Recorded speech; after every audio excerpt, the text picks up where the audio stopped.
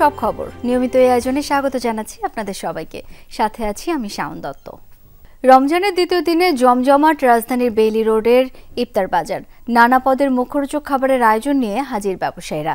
তারা বলছেন ক্রেতাদের কথা মাথায় রেখে গেল বছরের মূল্যেই বিক্রি করছেন ইফতার আইটেম। ক্রেতারাও ঘরে তৈরি ইফতারের পাশাপাশি স্বাদ নিচ্ছেন রেস্টুরেন্টের বিভিন্ন আইটেমের। রাজধানীর বেইলি রোড বিখ্যাত নামকরা বিভিন্ন রেস্টুরেন্ট ও খাবার দোকানের জন্য। তাই রমজান মাসে এখানে যে ভালো মানের ইফতার আইটেম পাওয়া যাবে এমনটাই আশা করেন ভোক্তারা। প্রতিবারের মতো এবারও বিভিন্ন রেস্টুরেন্ট তাদের টেবিল চেয়ার সরিয়ে বানিয়ে ফেলেছেন ইফতার বাজার। টেবিলে সাজানো একের পর এক লোভনীয় খাবার, আইটেমও প্রচুর, এক একটার এক এক নাম। একদমই প্রথাগত ছোলা, মুড়ি, পেঁয়াজু, বেগুনি ছাড়াও এই ইফতার বাজারগুলোতে মিলবে আলু chop, juicy chicken, leg piece, chicken shashlik, beef শিক, ডিম চপ, চিকেন আচারি, কাবাব, ফুলকপি চপ, চিকেন বটি কাবাব, চিকেন হারিয়ালি কাবাব, চিকেন বারবিকিউ ও বিফ এবং মাটনের নানা আইটেম। আর জিলাপি, বুন্দিয়া সহ নানা রকম মিষ্টান্ন আইটেম তো আছেই। পুরান ঢাকায় যে ইফতারটা বিক্রি হয় সেই ইফতারের ইফতারটা আমরা বেইলি রোডে দিয়ে থাকি, কারণ অনেক জামজট, অনেক লোক যেতে পারে না। ইফতারের যাবতীয় যা যা লাগে সবকিছুই আছে এখানে। জিলাপি আছে আমাদের 3 ধরনের, হালিমটা, শিক কাবাবটা আর দই বড়া বা দই এগুলাই একটু বেশি নেওয়া পরে। ঘরের ইফতার পছন্দ করি, প্রেফার করি। তো ঘরের বাইরে যেটা হয় যেমন দই বড়া, আমি দই বড়াটা নিতে এসেছি এখানে। তবে দাম নিয়ে আছে মিশ্র প্রতিক্রিয়া। দোকানিরা বলছেন দেশের সার্বিক পরিস্থিতি ও সাধারণের ক্রয় ক্ষমতা বিবেচনায় কোনো আইটেমের দাম বাড়ানো হয়নি। আমাদের যে আগের মেনু থেকে যে প্রাইসগুলো আছে এই প্রাইজই আমরা ইফতারের খাবারগুলোও এই প্রাইজই রাখা আছে। নাগালের ভিতরে রাখছি আমরা, পাবলিক এখান থেকে যাতে ফিরি না যায় এভাবে রাখছি আমরা স্যার। মান ভালো, মানসম্মত খাবার। দাম যদি বেশি হয় অনেকের ক্রয় ক্ষমতার বাইরে চলে যায়। বিকাল ঘনিয়ে এলেই ক্রেতারা আসতে শুরু করেন এইসব ইফতার বাজারে। কারো ঘরোয়া পার্টি, কেউ অফিসের জন্য, কেউ বা ঘরে তৈরি আইটেমের পাশাপাশি কিছুটা রেস্টুরেন্ট ফ্লেভার যোগ করতে নিতে এসেছেন পছন্দের আইটেম। এর তারা হাইজিনিক মেনটেন করে করতেছে, এটা ভালো লাগতেছে। প্রায় নেই আমরা এখান থেকে, বিহেভও ভালো, আমাদের খাবারের মানও ভালো। এখানকার ইফতার খুবই ভালো, মার্জিত এবং সবচেয়ে টেস্টি। তারপরে দামে অন্যান্য দোকান থেকে মনে হলো যে দামটা একটু সাশ্রয় আছে। বিক্রেতারা আশা করছেন সামনের দিনগুলোতে আরও জমে উঠবে ইফতার বাজার। শওকত মঞ্জু শান্ত, যমুনা নিউজ, ঢাকা। রমজানের প্রয়োজনীয় নিত্যপণ্যের দাম 7 দিনের মধ্যে কমে আসবে বলে জানিয়েছেন বাণিজ্য উপদেষ্টা। অন্যদিকে ভেজাল নিয়ন্ত্রণে বাজার তদারকি কার্যক্রম চালানোর পাশাপাশি দোষীদের বিরুদ্ধে আইনানুগ ব্যবস্থা নেওয়া হবে জানিয়েছেন শিল্প উপদেষ্টা। দুপুরে রাজধানীর মোহাম্মদপুর টাউন হল কাঁচা বাজারে রমজানে পণ্যের মান নিয়ন্ত্রণে বিএসটিআই এর বাজার তদারকি কার্যক্রমে যুক্ত হয়ে এসব কথা বলেন সরকারের 2 উপদেষ্টা। এ সময় ভেজাল নিয়ন্ত্রণে পণ্যের নমুনা সংগ্রহ করে বিএসটিআই। বাণিজ্য উপদেষ্টা বাজার তদারকি করে বলেন বাজারে আরও পণ্যের সরবরাহ করা হবে। সয়াবিন তেলের সংকট চলতি সপ্তাহে কমবে বলেও সাংবাদিকদের প্রশ্নের জবাবে জানান বাণিজ্য উপদেষ্টা। আর শিল্প উপদেষ্টা রমজানে ভেজাল পণ্য বিক্রি বন্ধ করার নির্দেশ দেন। সয়াবিন কেন্দ্রিক একটা সরবরাহ ঘাটতি রয়েছে বাজারে, যেটাকে অস্বীকার করার কোনো জায়গা নেই এবং আমরা আশা করছি আজকে থেকে এটা সরবরাহ ব্যবস্থা উন্নতি হচ্ছে। আমরা প্রতিষ্ঠানগুলোর সাথে কাজ করছি। বিএসটিআই সক্রিয় থাকবে, ফরমালিন বা ভেজাল প্রতিরোধের জন্য কাজ করবে। আজকে 4টা বাজারে যাওয়া হয়েছে, নিউ মার্কেট, 27 নম্বর, জেনেভা ক্যাম্পাস, এটা চলমান থাকে। রাজধানীতে ভ্রাম্যমাণ বিক্রয় কেন্দ্র থেকে সুলভ মূল্যে পণ্য পেয়ে খুশি নিম্ন ও মধ্যবিত্ত আয়ের মানুষ। তবে চাহিদার তুলনায় পণ্য কম থাকায় অনেকে ফিরতে হচ্ছে খালি হাতে। তাই সরবরাহ বাড়ানোর দাবি ক্রেতাদের। রোজা উপলক্ষে রাজধানীর 25টি স্পটে দুধ, মাংস, ডিম সহ বিভিন্ন পণ্য বিক্রি করছে প্রাণী সম্পদ অধিদপ্তর। ফার্মগেট এলাকার বাসিন্দা মোহাম্মদ বাবুল মিয়া, পেশায় তিনি রিকশা চালক। সুলভ মূল্যের পণ্য কিনতে এসেছিলেন রাজধানীর খামারবাড়ি এলাকায়। ভ্রাম্যমাণ বিক্রয় কেন্দ্রের গাড়ি থেকে কিছুটা কম দামে পণ্য পেয়ে খুশি তিনি। বাইরে মনে হয় 1 কেজি মাংস তো 770-80 টাকা বা 800 টাকাও নেয়। ডিমের দামও বেশি বাইরে, দুধের দামও বেশি, এখানে সবে কম। রোজায় রাজধানীর 25টি স্থানে সুলভ মূল্যে দুধ, ডিম, মাংস বিক্রি করছে প্রাণী সম্পদ অধিদপ্তর, যেখানে প্রতি কেজি গরুর মাংস পাওয়া যাচ্ছে 650 টাকায়, ড্রেসড ব্রয়লার মুরগি 250 টাকা এবং গরুর দুধের লিটার মিলছে মাত্র 80 টাকায়। আর 1 ডজন ডিমের জন্য গুনতে হচ্ছে 114 টাকা। তবে সরবরাহ কম থাকায় ক্রেতাদের অনেককে ফিরতে হচ্ছে খালি হাতে। আইসালাম তো টেরা কি দেয়, মহিলারা খায় ওই না, ডিম দেয়, মাংস দেয়, এর লোকে এই নাইলাম নিতে। এখানকার যে পরিমাণটা একটু কম, পরিমাণে কম, এখানে কম, আরও বাড়লে ভালো হয়। মাত্র 60 কেজি দিচ্ছে, আমার মনে হয় এটা 100 প্লাস করলে ভালো হয়, কারণ আমরা এই যে আসলাম মাত্র পাই নাই। প্রাণী সম্পদ অধিদপ্তর জানায়, চাহিদা মতো ধাপে ধাপে বাড়ানো হচ্ছে পণ্যের পরিমাণ। চাহিদা অবশ্যই বাড়ানো দরকার এবং আমাদের বাড়ছেও। যেমন গতকাল আমাদের গরুর মাংস ছিল মাত্র 38 কেজি, আজকে আমরা 60 কেজি নিয়ে আসছি, অলমোস্ট প্রায় কালকের চেয়ে ডাবল। তো আগামীকালকে আমাদের সরবরাহ আরও বাড়বে, এরকম আমরা বাড়ানোর চেষ্টা করছি আর কি। সুলভ মূল্যে পণ্য বিক্রির এই কার্যক্রম চলবে 28 রমজান পর্যন্ত। শোভান চৌধুরী, যমুনা নিউজ, ঢাকা। আইনশৃঙ্খলা পরিস্থিতি অনেকটা স্বাভাবিক আছে বলে দাবি করেছেন স্বরাষ্ট্র সচিব নাসিমুল গনি। বলেন, জুলাইয়ের আগে প্রতি মাসে 10টি খুন হলেও গত 3 মাসে শুধু 3টি খুনের ঘটনা ঘটেছে। সোমবার সচিবালয়ে সাংবাদিকদের এক প্রশ্নের জবাবে তিনি একথা জানান। স্বরাষ্ট্র সচিব আরও বলেন, রাজধানী ঢাকার নিরাপত্তা ও ছিচকে ঘটনা প্রতিরোধে এখন জোর দিচ্ছে পুলিশ। যেসব এলাকায় ভালো অবস্থা সেখানে টহল কমিয়ে, সংকট আছে সেখানে টহল বৃদ্ধির সিদ্ধান্ত নেওয়া হয়েছে। তিনি বলেন, অপারেশন ডেভিল হান্ট নাম থাকবে না সেরকম কোনো সিদ্ধান্ত নেয়নি সরকার। আইন শৃঙ্খলা পরিস্থিতির উন্নয়নে কাজ চলছে জানিয়ে তিনি বলেন, ছুটির দিনেও বসে নেই, 12 থেকে 14 ঘন্টা কাজ করছে বাহিনীর সদস্যরা। এ সময় সচিব জানান, রোজা এবং ঈদকে সামনে রেখে আইন শৃঙ্খলা বাহিনীকে বিশেষ নির্দেশনা দেওয়া হয়েছে। কোন কোন জায়গা থেকে আমাদের কার্যক্রম হয়তো যৌথ পেট্রোলের দরকার নাই বা কি, সেগুলো আলাপ আলোচনা করেছি। আমরা একটা মোর ফোকাসড ওয়েতে করার চেষ্টা করা হচ্ছে। যেমন এখন আমরা এমনি ঢাকা শহরের দিকে মনোযোগ দিচ্ছি, ওই যে ছিচকা যেগুলা সমস্যা হচ্ছে এগুলো নিয়ন্ত্রণের মধ্যে আনার চেষ্টা করছি। ডিসেম্বর মাসে খুন হয়েছে 2টো, জানুয়ারি মাসে খুন হয়েছে 1টা, ফেব্রুয়ারি যে গত মাসটা গেল সেই মাসে 1টা মার্ডারও হয়নি। অথচ এর আগে জুলাইয়ের আগে এখানে প্রতি মাসে 10টার উপরে খুন হতো। রাজধানীর শাহজাদপুরের একটি আবাসিক হোটেলে অগ্নিকাণ্ডের ঘটনায় প্রাণ গেছে 4 জনের। সবাই শ্বাসরুদ্ধ হয়ে মারা যান। তাদের মধ্যে একজনের পরিচয় পাওয়া গেছে। প্রাণ বাঁচাতে ছাদের সিঁড়ি পর্যন্ত গেলেও তালাবদ্ধ থাকায় সেখানেই মারা যান 3 জন।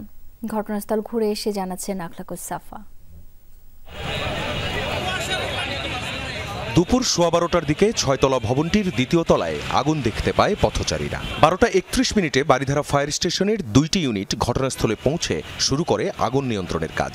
দুপুর 1:04 নিয়ন্ত্রণে আসে আগুন। এরপর শুরু হয় তল্লাশি। ভবনটির 2য় তলায় বিউটি পার্লার, সেখান থেকেই আগুনের সূত্রপাত। পুড়ে গেছে সব। ধারণা, পার্লারের এসি থেকেই লাগে আগুন। এসি থেকে আগুনটা 3 তলা পর্যন্ত 4 তলা পর্যন্ত ছড়াইছে। তাৎক্ষণিকভাবে ফায়ার সার্ভিস এবং পুলিশ ভাইয়েরা, মিডিয়া ভাইয়েরা এসে এটাকে নিয়ন্ত্রণ করছে। বাড়ির যে মালিক ছিল তাদের বলা হয়েছিল যে আপনারা যে হোটেল ভাড়া দিলেন, এটা যে আগুনের ব্যাপার স্যাপার আছে, গ্যাস ট্যাস রাখার জন্য, এটি সব কিছু বলে দিয়েছেন কিনা? হ্যাঁ, বলে দিছি। 3য় তলা থেকে 6ষ্ঠ তলা পুরোটা আবাসিক হোটেল। 3য় তলার একটি টয়লেট থেকে উদ্ধার করা হয় একজনের মরদেহ। নিহত মিরন জমাদ্দারের বাড়ি বরিশালে। সেখান থেকে ভোরে এসে হোটেলে ওঠেন। তার ছেলের আগামীকাল সৌদি আরব যাওয়ার কথা ছিল। রুমে পড়ে আছে তার ব্যবহার্য জিনিসপত্র। 6ষ্ঠ তলার সিঁড়ির পাশে পড়ে থাকতে দেখা যায় আরো 3 জনের মরদেহ। তীব্র ধোঁয়া থেকে বাঁচতে ছাদে উঠতে চাইছিলেন তারা, পারেননি, কারণ ছাদের দরজায় তালা। এইটি হচ্ছে 6 তলার একদম টপ ফ্লোর। এই 6 তলা পর্যন্ত এখন ধারণা করা হচ্ছে তারা নিচ থেকে সাফোকেশনের জন্য উঠে এসে বাঁচার চেষ্টা করছিলেন কিনা। কিন্তু এখানে যে বিষয়টি লক্ষণীয় সেটি হচ্ছে এখান দিয়ে বের হওয়ার যে রাস্তা, অর্থাৎ ছাদের যে রাস্তাটি আমরা দেখতে পাচ্ছি, এটার পাশেই ছাদের একটি অংশ আছে। এই জায়গাটা তালা মারা। এখন ধারণা করাই যাচ্ছে যে এই তালার কারণে হয়তোবা তারা এখান থেকে বেরিয়ে যেতে পারেননি। ঘটনাস্থল পরিদর্শনে ফায়ার সার্ভিস কর্মকর্তারা। খুঁজে পাওয়া যায়নি কোনো ফায়ার এক্সিট। সিঁড়ির জানালাগুলো খোলার সুযোগ নেই। প্রতি ফ্লোরে 1টি করে ইউনিট, রুম 4টি করে। ধোঁয়া বের হওয়ার কোনো জায়গাই ছিল না। চিলেকুটার যে দরজাটা ছিল সেই দরজাটা বন্ধ ছিল ছাদে যাওয়ার জন্য, অর্থাৎ প্রচণ্ড ধোঁয়া হওয়ার কারণে এই আবাসিক হোটেলের ভিতরে যারা ছিল তারা বাসার জন্য উপরের দিকে উঠে গেছিল, কিন্তু উপরে উঠতে গিয়ে যখন দেখছে যে ছাদের যে দরজাটা বন্ধ অবস্থায় আছে, যার কারণে তারা আর বের হইতে পারে নাই, যার কারণে সাফোকেশনের কারণে ধোঁয়ার কারণে লোকগুলো মারা যায়। মরদেহগুলো ময়নাতদন্তের জন্য পাঠানো হয় ঢাকা মেডিকেল কলেজ হাসপাতালে। পুলিশ জানায় মেডিকেল রিপোর্টের উপর ভিত্তি করে মামলা হবে, এতে কারো গাফিলতি পেলে আইনানুগ ব্যবস্থা নেওয়া হবে। এখানে এই 6 তলা 7 তলা কীভাবে হলো বা এই বিল্ডিংয়ের অনুমোদন ঠিকমতো ছিল কিনা, আইনানুগ যে বিষয়গুলো যাচাই বাছাই করা দরকার সেই সবগুলোই আমাদের তদন্তের মধ্যে চলে আসবে ইনশাআল্লাহ। ভবন মালিক আর হোটেল ম্যানেজার কেউ ছিলেন না ঘটনাস্থলে, মোবাইল ফোনেও পাওয়া যায়নি তাদের কাউকেই। আখলাকুস সাফা, যমুনা নিউজ, ঢাকা। আওয়ামী লীগকে ইঙ্গিত করে প্রধান উপদেষ্টা ডক্টর মোহাম্মদ ইউনূস বলেছেন, পলাতক একটি দল দেশকে অস্থিতিশীল করার চেষ্টা করছে। চেষ্টা থাকা সত্ত্বেও অন্তর্বর্তী সরকার রাজনৈতিক দলগুলোর সাথে সংলাপ এখনো শুরু করতে পারেনি। বিবিসি বাংলাকে দেয়া সাক্ষাৎকারে এসব কথা বলেছেন ডক্টর ইউনূস। তিনি আরও বলেন, ধ্বংসস্তূপের মতো পরিস্থিতি থেকে ঘুরে দাঁড়িয়ে অর্থনীতি সহজ করেছে সরকার, দেশে বিদেশে অর্জন করেছে আস্থা। ধ্বংসাবশেষ থেকে এসেছিলাম, এখন একটা নতুন চেহারা আসছে, ভেসে উঠছে যে আমরা অর্থনীতি সহজ করেছি, দেশ বিদেশের আস্থা অর্জন করেছি। এটা তো পরিষ্কার, সারা দুনিয়ার আমরা আস্থা স্থাপন করতে পেরেছি, এটা কেউ প্রশ্ন করতে পারবে না যে না আপনি অমুক দেশের আস্থা অর্জন করতে পারেননি। পলাতক দল দেশ ছেড়ে চলে গেছে, তাদের নেতৃত্ব চলে গেছে, তারা সর্বাত্মক চেষ্টা করছে এটাকে আনসেটল করার জন্য। এটা তো সবসময় থ্রেট আছে, প্রতিক্ষণই আছে, প্রতি জায়গাতেই আছে, কাজে এটা তো সবসময় থাকবে। তারা মাঝে মাঝে ঘোষণা করছে, বক্তৃতা দিচ্ছে, অ্যাড্রেস করছে, আমরা সবাই শুনছি, মানুষ উত্তেজিত হচ্ছে। বাংলাদেশ ভারতের সম্পর্ক ভালো না থেকে উপায় নেই, আমাদের সম্পর্ক এত ঘনিষ্ঠ, আমাদের পরস্পরের উপর নির্ভরশীলতা এত বেশি, এবং আমাদের ঐতিহাসিকভাবে, রাজনৈতিকভাবে, আমাদের অর্থনৈতিকভাবে আমাদের সম্পর্ক এত ক্লোজ সম্পর্ক, সেটার থেকে আমরা বিচ্যুত হতে পারবো না। তবে মাঝখানে কিছু কিছু দ্বন্দ্ব দেখা দিয়েছে, আমি হচ্ছে মেঘ দেখা দিয়েছে। এই মেঘগুলো মোটামুটি এসছে অপপ্রচার থেকে। অপপ্রচারের সূত্র কারা সেটা অন্যরা বিচার করবে, কিন্তু এই অপপ্রচারের ফলে আমাদের সঙ্গে একটা ভুল বোঝাবুঝি হয়ে গেছে। সেই ভুল বোঝাবুঝির থেকে আমরা উত্তরণ করার চেষ্টা করছি।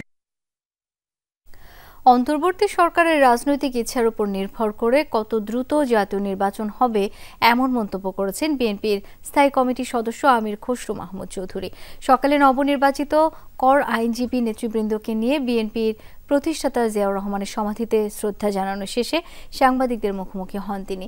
বলেন, নবগঠিত রাজনৈতিক দলের যে কোনো ভাবনা বাস্তবায়ন করতে হলে জনগণের মুখোমুখি হতে হবে, নির্বাচনের মাধ্যমে সংসদে যেতে হবে।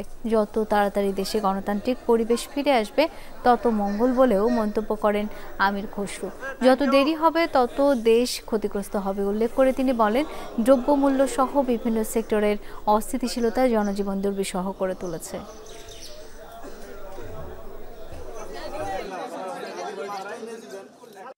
সরকারের পলিটিক্যাল উইল থাকতে হবে, ইচ্ছা থাকতে হবে, এবং সেটার অপেক্ষায় জনগণ আছে।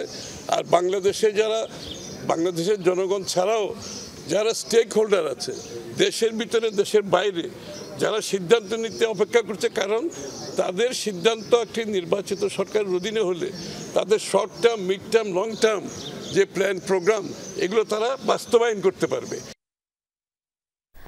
হঠাৎ অসুস্থ হয়ে রাজধানীর একটি বেসরকারি হাসপাতালে ভর্তি হয়েছেন বিএনপি মহাসচিব মির্জা ফখরুল ইসলাম আলমগীর। রোববার সকালে হাসপাতালে ভর্তি হন তিনি। জানা গেছে, গত সপ্তাহে সোহরাওয়ার্দী উদ্যানে বইমেলায় মোড়ক উন্মোচন অনুষ্ঠানে প্রচুর ধুলাবালি থাকায় অসুস্থ অনুভব করেন বিএনপি মহাসচিব। দুদিন ধরে শারীরিক অবস্থার আরও অবনতি হয়। পরবর্তীতে চিকিৎসকের পরামর্শে হাসপাতালে ভর্তি হন মির্জা ফখরুল। দ্রুত সুস্থতার জন্য দেশবাসীর কাছে দোয়া চায় পরিবারের সদস্যরা। জিয়া চ্যারিটেবল ট্রাস্ট দুর্নীতি মামলায় বিএনপি চেয়ারপারসন খালেদা জিয়াকে খালাস দিয়ে হাইকোর্টের দেয়া রায় বহাল রেখেছেন আপিল বিভাগ। সকালে বিচারপতি মোহাম্মদ আশফাকুল ইসলামের নেতৃত্বাধীন আপিল বিভাগ এই রায় দেন। এর আগে গত বছরের ২৭ নভেম্বর এই মামলায় খালেদা জিয়াকে খালাস দেন হাইকোর্ট। খালেদা জিয়া ছাড়াও এই মামলায় সাজা হওয়া অন্য দুজনকে খালাস দেওয়া হয়। মামলার অন্য আসামিরা হলেন খালেদা জিয়ার তৎকালীন রাজনৈতিক সচিব প্রয়াত হারিস চৌধুরী, তৎকালীন একান্ত সচিব জিয়াউল ইসলাম মুন্না এবং ঢাকা সিটি কর্পোরেশনের সাবেক মেয়র সাদেক হোসেন খোকার একান্ত সচিব মনিরুল ইসলাম খান।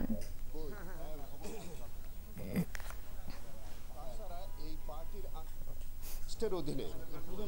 রোহিঙ্গা সংকট ও মিয়ানমার সংকট মোকাবেলায় ৬৮ মিলিয়ন ইউরো সহায়তা দেবে ইউরোপীয় ইউনিয়ন। একই সাথে বাংলাদেশের সংস্কারের প্রতি দৃঢ় সমর্থন জানিয়েছেন ইইউ কমিশনার। সোমবার রাষ্ট্রীয় ভবন যমুনায় বাংলাদেশের প্রধান উপদেষ্টা ডক্টর মোহাম্মদ ইউনূসের সাথে সাক্ষাৎ করেন ইউরোপীয় ইউনিয়নের কমিশনার হাদসা আল-আবিব। এ সময় তিনি বলেন, ইইউ এবছর রোহিঙ্গা সংকট মোকাবিলা এবং বাংলাদেশে আশ্রয়দাতা সম্প্রদায় সহ মিয়ানমার সংঘাতের জন্য ৬৮ মিলিয়ন ইউরো সহায়তা দিচ্ছে। বিশেষ করে মিয়ানমারের পশ্চিম রাখাইন রাজ্যে সহিংসতায় আটকা পড়া মানুষের জন্য এই সহায়তা দেওয়া হবে। বৈঠকে জ্বালানি সংযোগ, বিশেষ করে নেপাল থেকে জলবিদ্যুৎ আমদানির সুযোগ, বন্যা ব্যবস্থাপনা, জলবায়ু পরিবর্তন ও অন্তর্বর্তীকালীন সরকারের সংস্কার কার্যক্রম নিয়ে আলোচনা হয়। এছাড়া ইউরোপীয় ইউনিয়নের সাথে বাংলাদেশের সম্পর্ক শক্তিশালী করার আগ্রহ প্রকাশ করেন ইইউ কমিশনার। সরকারি প্রাথমিক বিদ্যালয়ে সহকারী শিক্ষক পদে ৬,৫৩১ জনের নিয়োগ বাতিল করে দেয়া হাইকোর্টের রায় ১ মাসের জন্য স্থগিত করেছেন আপিল বিভাগ। প্রাথমিক শিক্ষা অধিদপ্তরের করা লিপ্ট আপিল মঞ্জুর করে এই আদেশ দেন জ্যেষ্ঠ বিচারপতি মোহাম্মদ আশফাকুল ইসলামের নেতৃত্বে ৩ সদস্যের আপিল বিভাগ। এতে সন্তুষ্টির কথা জানিয়েছেন আইনজীবীরা ও নিয়োগপ্রাপ্ত শিক্ষকরা। একই সাথে আদালতে যারা বিক্ষোভ করেছেন তাদের চিহ্নিত করার নির্দেশও দিয়েছেন আপিল বিভাগ। রিট আবেদনের প্রেক্ষিতে গেল ৬ ফেব্রুয়ারি প্রাথমিক সহকারী শিক্ষক পদে উত্তীর্ণ ঢাকা ও চট্টগ্রাম বিভাগের ৬,৫৩১ জন প্রার্থীর নিয়োগ বাতিল করে রায় দিয়েছিলেন হাইকোর্ট। এ সময় বলা হয়েছিল, কোটা সংক্রান্ত সর্বশেষ রায় অনুসরণ করে নতুন ফলাফল প্রকাশ করতে। রায়ের প্রতিবাদে আদালতের সামনে বিক্ষোভ করেন বঞ্চিতরা। নিয়োগ বহালের দাবিতে এক পর্যায়ে রাস্তায় নামেন ভুক্তভোগীরা। সড়ক অবরোধ থেকে সচিবালয়ে ঘেরাওয়ের মতো কর্মসূচি পালন করেন। আন্দোলনের মুখে হাইকোর্টের রায়ের বিরুদ্ধে আপিল করে প্রাথমিক শিক্ষা অধিদপ্তর। শুনানি শেষে হাইকোর্টের রায় ১ মাসের জন্য স্থগিত করেছেন আপিল বিভাগ। আমরা একটা প্রতিশ্রুতি দিচ্ছি, আমরাই আগামী ভবিষ্যতে আমরা যে জাতি গড়ার কারিগর সেটা স্পষ্টভাবে প্রমাণ করে আপনাদেরকে দেখাবো ইনশাআল্লাহ। এই বিজয় আসলে ৬,৫৩১ জন শুধু শিক্ষকই না, ৬,৫৩১ জনের যে পরিবার সবারই বিজয়। স্থগিতাদেশের ফলে নিয়োগের বাধা কাটল বলছেন আইনজীবীরা। তবে হাইকোর্টের রায়ের দিন কারা আদালতের দরজায় লাথি মেরেছে তাদের চিহ্নিত করার নির্দেশও দিয়েছেন আদালত। যখন আপিল বিভাগ কোনো মামলায় লিভ গ্রান্ট করে, তার অর্থ হচ্ছে প্রাথমিকভাবে আমরা যে সমস্ত আর্গুমেন্টগুলো আপিল বিভাগের সামনে উল্লেখ করেছি সেগুলোর প্রাথমিক সারবত্তা পেয়েই কিন্তু লিভ গ্রান্ট করেছে। যেহেতু হাইকোর্টের রায়ের কার্যকারিতা স্থগিত হয়েছে, সুতরাং তারা চূড়ান্তভাবে উত্তীর্ণ ব্যক্তি, তারা এখন যোগদান করবেন। আদালত যেই সাংবিধানিক বিচারের মানদণ্ড ফলো করে ২৭ বিসিএস এবং নির্বাচন কমিশন ডিল করেছেন, সেই একই মানদণ্ড ন্যায় বিচারের প্রতি কমিটেড থেকে এরা কোন সরকারের আমলে নিয়োগপ্রাপ্ত হয়েছে সেটা দেখেননি, আজকে ওনাদের প্রতি ন্যায় বিচার করেছেন। এর আগে গত বছরের ৩১ অক্টোবর সরকারি প্রাথমিক বিদ্যালয়ের সহকারী শিক্ষক পদে ৩য় ধাপের চূড়ান্ত ফলাফল প্রকাশ করা হয়। আরিফুর রহমান সবুজ, যমুনা নিউজ, ঢাকা। রাজধানীর যানজট নিয়ন্ত্রণে এক্সপ্রেসওয়েতে স্বয়ংক্রিয় পদ্ধতির পরিবর্তে টোল আদায় চলছে ম্যানুয়াল পদ্ধতিতে। এতে সাময়িক ভোগান্তি হলেও আজ অনেকটাই স্বাভাবিক পরিস্থিতি। তবে রোববার কর্তৃপক্ষের হঠাৎ এমন সিদ্ধান্তে বেশ বিড়ম্বনায় পড়েন এক্সপ্রেসওয়ে ব্যবহারকারীরা। উদ্বোধনের পর থেকে স্বয়ংক্রিয়ভাবে টোল আদায় করে আসছে এলিভেটেড এক্সপ্রেসওয়ে কর্তৃপক্ষ। এতদিন যা চলছিল স্বাভাবিক গতিতে, তবে রোববার হঠাৎ বদলে যায় তেজগাঁও প্রান্তের টোল আদায়ের চিত্র। স্বয়ংক্রিয় মেশিনের পরিবর্তে টোল নেওয়া হচ্ছে ম্যানুয়াল পদ্ধতিতে।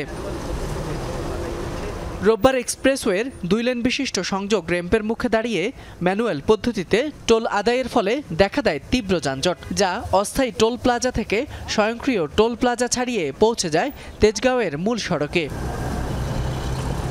তবে সোমবারের চিত্র কিছুটা ভিন্ন।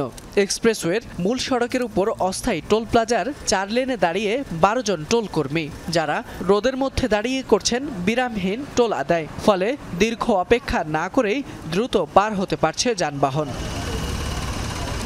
রোববার প্রথম দিন হওয়ায় গাড়ির চাপ সামলাতে কিছুটা বেগ পেতে হয়েছে কর্তৃপক্ষকে। এ নিয়ে যাত্রীদের মাঝেও ছিল মিশ্র প্রতিক্রিয়া। মানুষ এখানে এসে একটু স্বস্তির জন্যই উঠে এবং এটা টাকা দিয়ে উঠছে, কিন্তু নিচে না গিয়ে তার জন্য সময়টা একটু কাভার করতে পারে, কিন্তু এখানে দেখা যায় যে উঠে আরেক বিড়ম্বনা। যখন 6টা গাড়ি ছাড়তেছেন আরামসে 6টা গাড়ি র্যাম্পে উঠে যাচ্ছে, এখন 100 গাড়ি এসে ঢুকে কিভাবে এই 6টা লাইনে আসবে? এখানে জায়গা র্যাম্পে জায়গা আছে?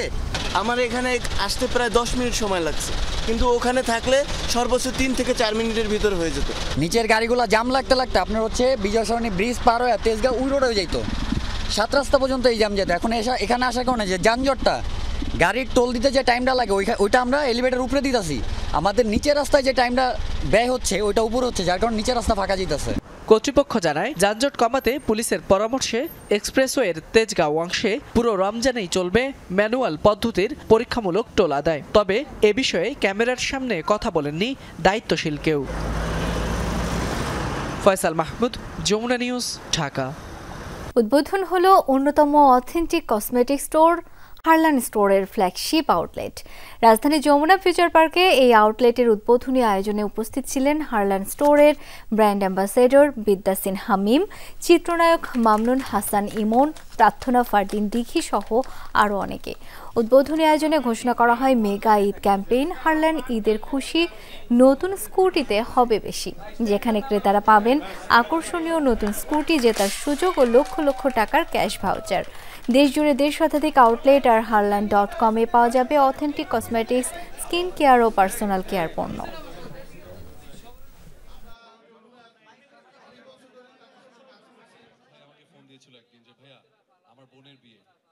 আগামীকাল চ্যাম্পিয়ন্স ট্রফির প্রথম সেমিফাইনালে মুখোমুখি হবে ভারত ও অস্ট্রেলিয়া। দুবাই ম্যাচটি শুরু হবে বাংলাদেশ সময় বিকেল 3টায়। নিউজিল্যান্ডকে শেষ ম্যাচে হারিয়ে গ্রুপ এ-তে টেবিল টপার হিসেবে সেমিফাইনাল নিশ্চিত করে ভারত। তাতে বি গ্রুপে 2-এ থাকা অস্ট্রেলিয়ার প্রতিপক্ষ এখন রোহিত কোহলিরা। অপরদিকে গ্রুপ এ-তে 2-এ থাকা নিউজিল্যান্ডের বিপক্ষে দ্বিতীয় সেমিফাইনালে লড়বে গ্রুপ বি-তে শীর্ষে থাকা সাউথ আফ্রিকা।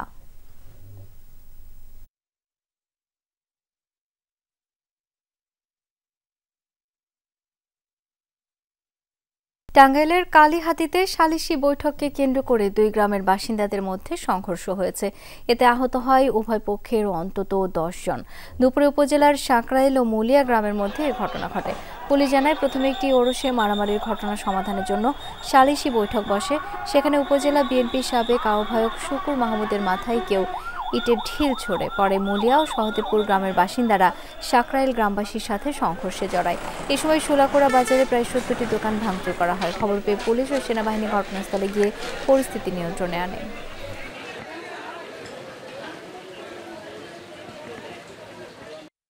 আমরা সবাইকে নিবৃত্ত করার চেষ্টা করছি।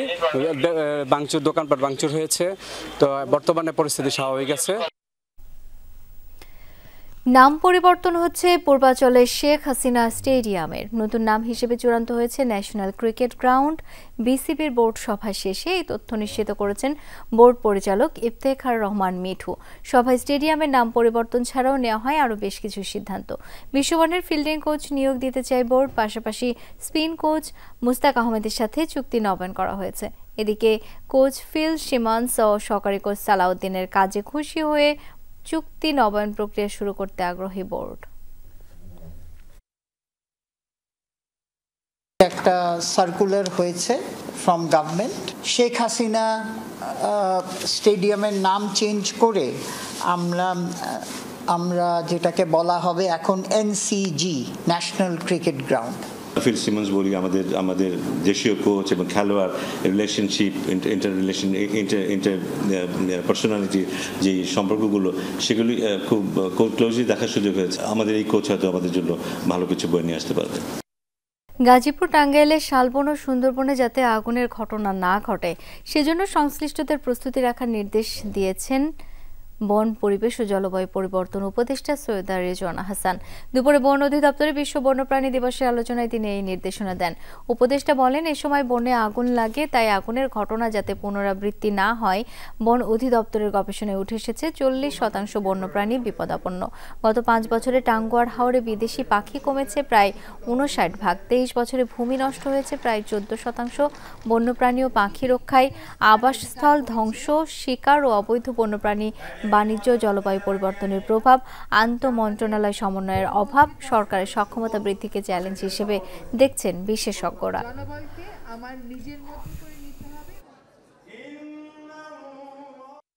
সুন্দরবনে এই সময়টায় একটু অগ্নিকাণ্ডের ঘটনা ঘটে, একই রকম ঘটনা ঘটে কালিয়াকৈরে এবং গাজীপুরে। আপনারা যতটুকুন সম্ভব পূর্ব সতর্কতামূলক অবস্থান গ্রহণ করবেন। আগুন লাগলে ফায়ার ব্রিগেড নিয়ে গিয়ে আগুন পোড়ানো একটা বিষয়, আরেকটা হচ্ছে আপনার প্রহরাটা বাড়ানো। আপনি প্রহরাটা বাড়াবেন যাতে আমরা আগুনের ঘটনার পুনরাবৃত্তি না ঘটে। গঙ্গা পানি বন্টন চুক্তি পর্যালোচনা করতে ভারতে পৌঁছেছে বাংলাদেশের প্রতিনিধি দল। 5 দিনের সফরে গুরুত্বপূর্ণ বৈঠকে বসবেন দুদেশের যৌথ নদী কমিশনের সদস্যরা। সোমবার স্থানীয় সময় বেলা 11:15টায় কলকাতা বিমানবন্দরে পৌঁছায় 7 সদস্যের দলটি। মঙ্গলবার মুর্শিদাবাদের ফারাক্কায় গঙ্গা নদী সংলগ্ন এলাকা পরিদর্শন করবেন তারা। খতিয়ে দেখা হবে নদীর পানির স্তর ও পানি প্রবাহের মাত্রা সহ বিভিন্ন বিষয়। সফরের শেষ দুদিনে কলকাতার একটি হোটেলে আলোচনায় বসবে ভারত বাংলাদেশের প্রতিনিধি দল। 1996 সালে প্রতিবেশী দুদেশের মধ্যে স্বাক্ষরিত হয় গঙ্গার পানি বন্টন চুক্তি। 30 বছর পর আগামী বছর এর মেয়াদ ফুরাবে।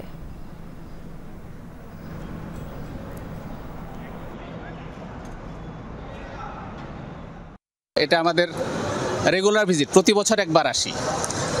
গঙ্গা চুক্তি বাস্তবায়ন 1996 সালে যে গঙ্গা চুক্তি হয়েছে সেটা বাস্তবায়নের জন্য আমরা প্রতি বছর এটা ভিজিট করি। আমাদের একটা 4 সদস্যের টিম আছে এখানে, তারা প্রতিদিন ফ্লো মেজার করে এবং আমরা বছরে একবার আমরা 2 মেম্বার যে আছি এটার ভিজিট করি।